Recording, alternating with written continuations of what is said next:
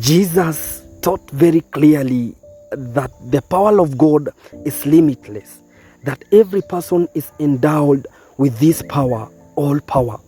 He said that all power has been given unto me in heaven and on earth.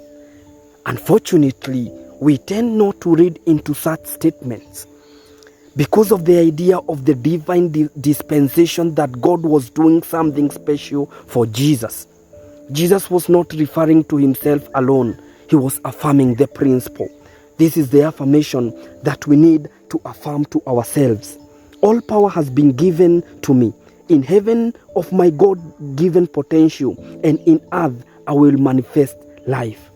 Jesus said, "You shall receive power when the Holy Spirit has come upon you." Unfortunately, we thought of the Holy Spirit as that which comes and goes like a ghost or wind.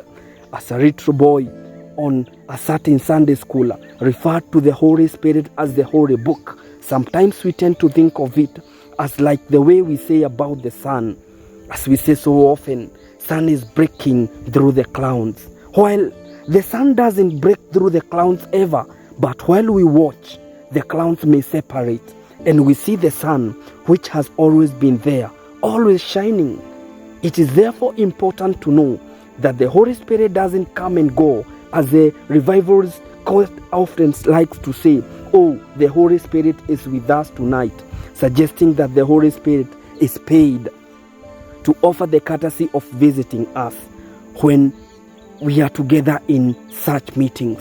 The Holy Spirit doesn't come in because it has never gone out. The Holy Spirit is the whole of Spirit, which is present entirely, omnipresent, ever-present, and all-present. Therefore, we need to occasionally rehearse the concept that I call the unity principle.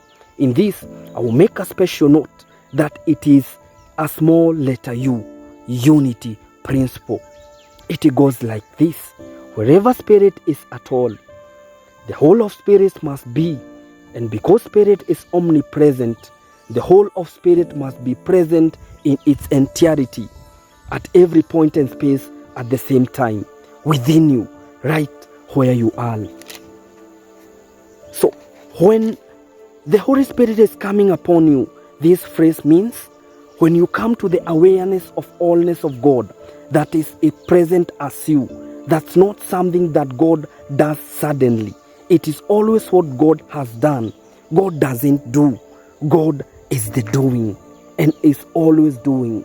So the Holy Spirit doesn't go anywhere, but we as humans stray under the far country of limited thinking to understand this.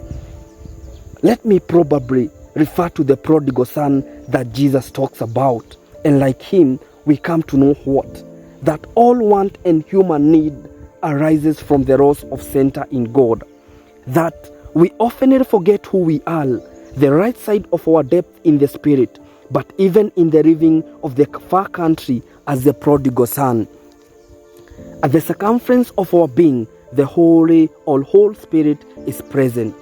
Our Master Jesus record touches this when he says, when the prodigal son is in the far country, the Father is at home. That means at the center of your being, the Father, your God self, the Christ of your being, that anytime in the midst of our human experiences, we can come across ourselves, wake up from our dream sleep, and once again know our oneness, know who we are. The Father of the prodigal son says to the prodigal son's elder brother, "Son, thou art ever with me, and all that is mine is thine." All power has been given to you, Jesus says. Right at the point where you are, there is always enough power by which to do things that need to be done by you, though you may not always know it, and that is the rap. The power of God, Holy Spirit, is ever present and totally present at the point where you are, and is unconditioned and limitless. However, it is limited by one's attitude, one's faith, one's self-image. In other words, Jesus said, you can do all things according to your faith. You can overcome addiction. You can overcome the poor living conditions of your family. You can be healed from any illness. You can stop drinking alcohol. You can stop chewing mirror. You can stop smoking bang and cigarette. You can create the person you want to be according to